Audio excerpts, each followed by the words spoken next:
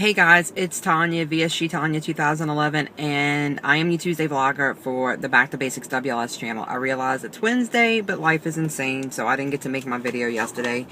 So I noticed that in the community we have a lot of people who either had surgery in the last week or two or are going to be having surgery the next week. It's like all of a sudden like a big influx of people. So I thought it might be useful to kind of talk about recommendations that I have for newbies, things to do right before surgery or right after, and just to keep in mind things that we get so excited about what's going on at the time that we forget about. So here we go.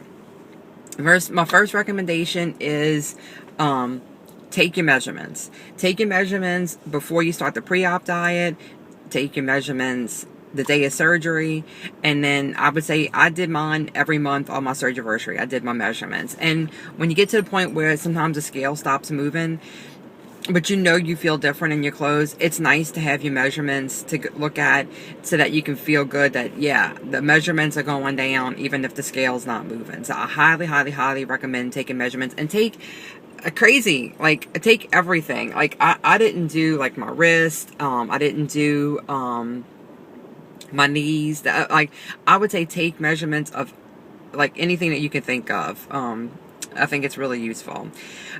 Take pictures regularly. I'd say take pictures before surgery, the day of surgery, and then I did mine every month on my surgery too. And boy, I mean, like in the beginning, like the first maybe 2 months, I didn't really see that big of a difference, but once I got to like the 3-4 month mark, I could really see a difference, and it made me feel good to watch myself shrink in pictures, because sometimes we just don't see it in the mirror. So, but in the pictures you can usually see it. I'd say make a list of scale and non-scale goals. I didn't make a list of goals until I was a couple of weeks out. I just thought, I was just so hyped up for surgery, and I didn't know what any expectations would be, so I didn't make a list of goals right away. But I'd say make a lot of mini goals for the scale. That way, you always feel like you're achieving something, and you have something short-term that you're working towards, and then of course have your long-term scale goals. And then make a lot of non-scale goals, things that you couldn't do but that you want to do.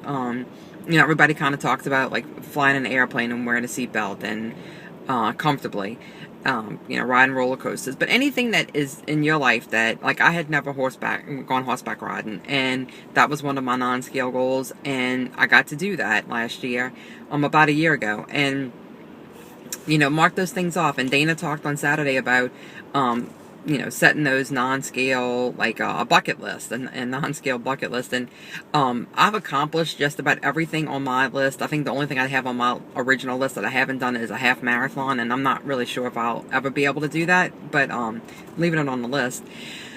But I think I need to go back and update my list for things that I had never even considered before that I'd like to do. So I'd say make a list of goals. Don't buy a lot of protein food and drinks prior to surgery. I definitely found that right after surgery, my taste changed and everything tasted nasty to me. After surgery, I tried several different proteins to get to the one that I liked, but don't spend a lot of money on things prior to surgery that you like them, because there's a good chance you're not going to like it after surgery, and it's going to be a big waste of money. Usually, I think for most of us, we're on the clear liquid or liquid diet for a week or two after surgery, so you have time, and by the time that you need new products, you're able to get out and about and go shopping and look for things. So don't spend a bunch of money prior to surgery. Start some sort of exercise routine as soon as you get cleared from your surgeon. I was cleared 2 weeks after to start walking, and that's what I did. I started walking, and I think it's really good to set that habit in motion right away, because it's easy to not exercise, and right when you're after surgery, you're still pretty gung-ho, and it's good to set that routine and that habit in place. And I think that has given me a good foundation for getting out. At that time, I probably exercised 4 or 5 days a week. Now I probably do 3, maybe 4 days a week, but I have that habit in place. It's ingrained in me. I make myself do it whether I want to or not, because it's just part of my daily routine, or weekly routine. Start strength training as soon as you can, which I think for my surgery, I couldn't start lifting any kind of weights over 10 pounds until like 3 months after surgery. And I really waited a lot longer than that. And I wish I would have started strength training before. I thought, in my mind, I thought there was no point to it because I had such a layer of fat that what difference, would toning up make. But, as that fat melts, if you have muscle underneath it, number one, the extra muscle helps you burn more calories throughout the day just at your resting, what do they call it? Metabolic rate. The more muscle you have, the more calories you burn. And as that fat melts, you don't have to build up the muscle because it'll already be there. So I would say as soon as you can, start doing some sort of strength training.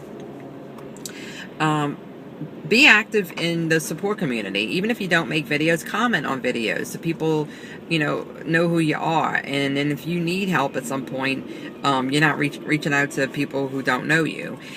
Get active on Facebook. I didn't get active on Facebook until, I don't know, like 6 or 7 months after I started my journey, and I wish I would have been more active in the beginning so I could have had an outlet to ask questions if I needed to, or just, see what other people were saying. So I'd say get active on Facebook and make comments on videos when you feel appropriate, because it helps you feel engaged, and it helps people feel engaged with you and give support, and you get support, and that helps to keep you motivated. So I would suggest that.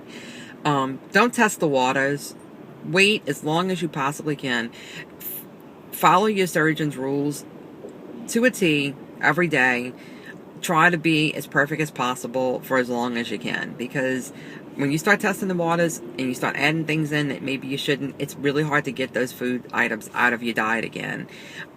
Especially when you're in the beginning phases and you're losing weight and you're like, oh, it doesn't really hurt to eat X, Y, and Z. Well, in the beginning, yeah, because you have so much weight to lose, and it's not going to affect your weight loss as much.